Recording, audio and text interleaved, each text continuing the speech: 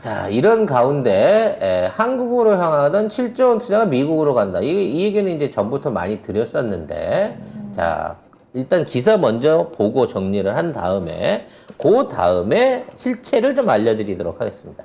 한국에 투자하려던 대만 반도체 기업이 미국의 진화 러먼도 상무장관의 전화 한 통을 받고 미국에 투자한 사실이 뒤늦게 알려졌습니다. 지난 6월 대만 기업 글로벌 웨이퍼스는 신규 공장 투자처를 찾고 있었는데 독일 투자가 무산된 뒤 유력한 대체지로 한국을 염두에 두고 있었는데요. 투자 규모는 약 7조 원입니다. 원래 미국에 투자하게 되면 이보다 훨씬 많은 비용이 들지만 미국이 투자금에 맞춰주겠다고 설득한 것으로 알려졌습니다. 이게 뭔 얘기가 있었냐면 TSMC가 한국에 공장을 짓는단 말이 있었어요. 왜냐면 한국 이제 처음에 일본이랑 해갖고 해보려고 했는데 한국을 견제를 해보려고 했는데 일단 구마모토를 들어갔더니 맨날 지진에다가 일단 같이 하는 애들의 기술력도 형편이 없고 그리고 여러 가지 제작 요건이 안 좋아서 여기서는 도저히 첨단 반도체를 못 하겠다 싶어서 3나노 한다고 갖고 들어갔다가 27나노 한다고 눈탱이를 쳐버린 거예요. 근데 일본은 이제 그거라도 필요하니까 가기로 한 거란 말이죠. 그래서 지금 있는 상황에서 첨단 반도체를 생산할 수 있는 파트너 국가는 사실상 한국이 유일합니다.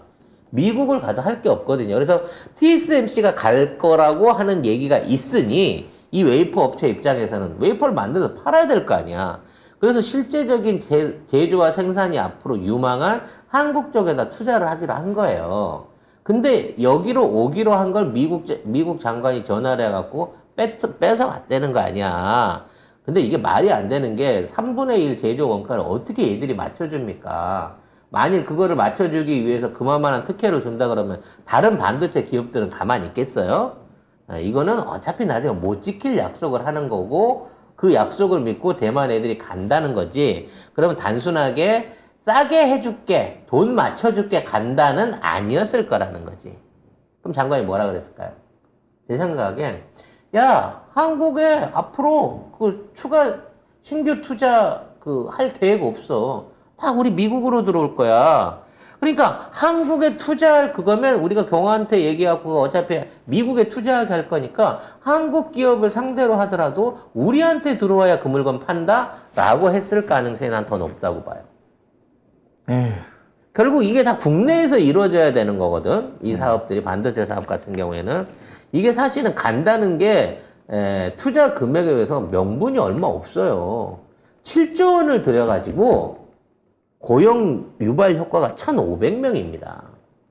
그러면 고용 유발 효과를 유치하기 위해서 미국이 이걸 갖고 가는 게 아니라는 거야, 근본적으로는. 1,500명 고용시키자고 그 3분의 2 넘는 제조 원가나 세금을 다 깎아줘 가면서 그걸 유치시킨다는 게 말이 안 되잖아.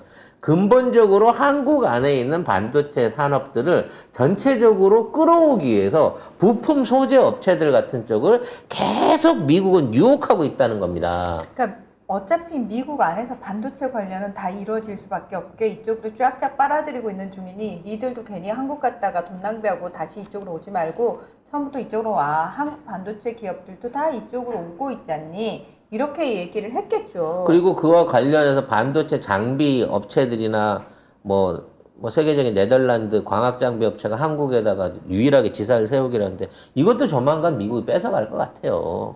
이게 다 경 때문이다. 이게 다 경 때문인 거죠, 결과적으로는. 그리고 대만 업체가 보기에 설득력이 있을 거예요. 저 모지리가 5년 동안 앞으로 대한민국을 얼마나 망쳐놓을지를 모르는데 지금 있는 상황에서 한국 정책이라든지 한국 경제를 믿고 들어가기 불안하지 않을까 싶은 생각 할 수밖에 없다니까. 근데 문제는 우리나라한테 사전 협약이나 또는 여기에 관련된 아무런 통보 없이 협의 없이 일방적으로 이 기업을 빼갔다는 거예요. 상도위가 없는 짓이라고 이거는. 그리고 그렇게 해도 된다고 생각하니까 하는 거야. 당연하지. 얼마나 우스운데 지금 대한민국 그리고 미안해하지도 않아. 당연하지. 당당해. 문재인 대통령이 계셨으면은 생각도 못할 짓거리예요. 당연하죠.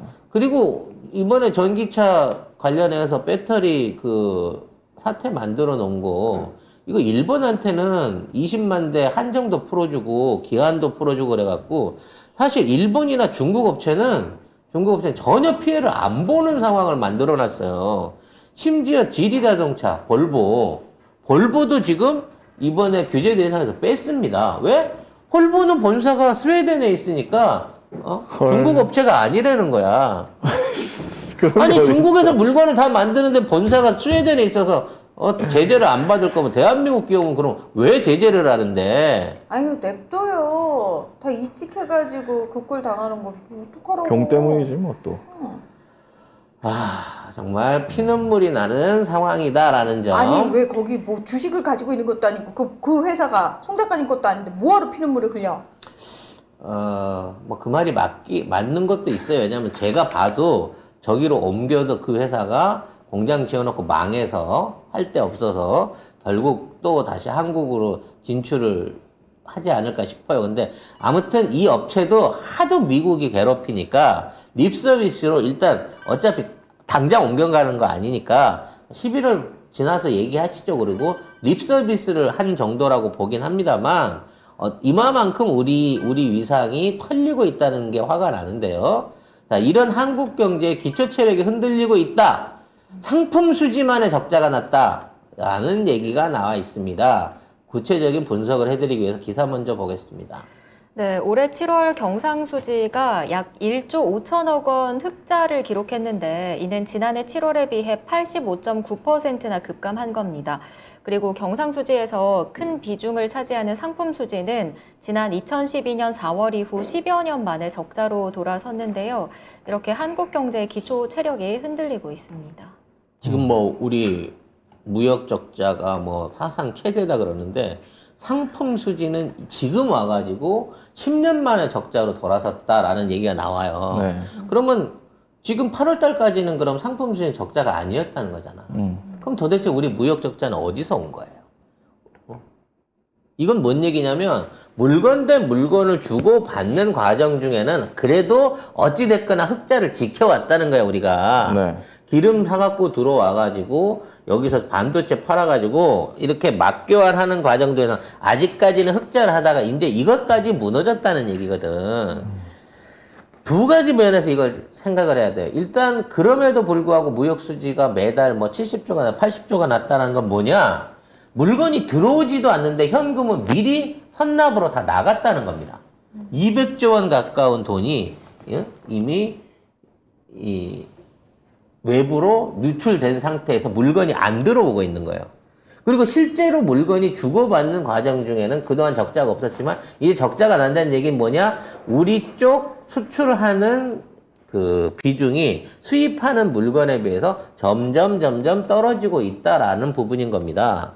문제는 이 기조를 가게 되면 가뜩이나 지금 1,400원 가까이 와 있는 환율이 더더욱 급등하게 된단 말이에요. 대한민국이 무역 적자 낸다더라 하는 소문이 나는 순간 달러화는 걷잡을 수 없이 올라가게 됩니다. 그러면 송 작가가 제일 걱정했었던 연말까지 1,450원 선에 근접하게 되면 우리나라나 일본이나 달러 대비 환율이 비슷해지는 상황인 거고 그때 가면 일본이 통화 스와프를 하자고 제안할 거란 말이에요. 그럼 쓰레기 같은 일본 돈을 우리가 받고 한국 돈을 줘서 그 돈이 외환으로 바뀌어져 갖고 일본을 살리는 데 쓰이게 될 가능성이 높다는 겁니다. 그 전에 일본이 가라앉을 가능성은 없나요? 이게 잘 안 가라앉네. 아니 왜 그걸 못 맞춰? 가라앉는다며? 심지어 가라앉고 있는데도 지들이 말을 안 해요. 사실 이번 태풍에도 이 홍수 피해가 엄청나게 났거든요. 일본은 아예 보도를 안 해버려 이제는. 그러니까 당하고 있는 사람만 당하라고 보도를 아예 안 내요. 그러니까 쉽게 말해서 지난번 수해에 있던 거를 복구를 안 했어. 그래서 이번에 또 올 거니까. 또 와서 또 추가로 지금 쌓였어. 그러니까 그거에 대해서는 피해가 아닌 거야. 피해 난데 또 피해가 난 거기 때문에. 그래서 결과적으로 이 피해를 언제 치울 건데 9월 말 지나서 10월에 치운대. 왜요? 9월 말까지 계속 태풍이 오니까. 어차피 치워봤자. 그럼 어차피 치워봤자 또 쌓일 거니까 좀만 참아요. 그냥 참았다가 10월에 다 끝난 다음에 날씨 추워지기 시작할 때 그때 가서 치웁시다라고 하고 있는 게 지금 일본인 거거든. 아니 난 진짜 궁금한 게 지금 일본 사람들 살아야 있는 사람이 몇 명이야? 살아 있기는 해? 어떻게든 살아 근데. 스스로 임금이 줄고 그 다음에 실질적인 가처분 소득이 줄고 전기도 못 쓰고 그 다음에 수도도 못 쓰고 그런 상황에서 생필품 부족으로 허덕허덕 하는 가운데 최대의 코로나 환자들이 늘어가고 있는데 아베 국장 해야지. 통일교는 어떻게 되는 걸까? 이것만 신경 쓰면서 자기 생활을 안 돌보는 거예요. 근데 그러다 못해서 열받은 사람들이 모여가지고 국장 반대 시위하면서 사람들이 점점 더 늘어나고 있는 거지.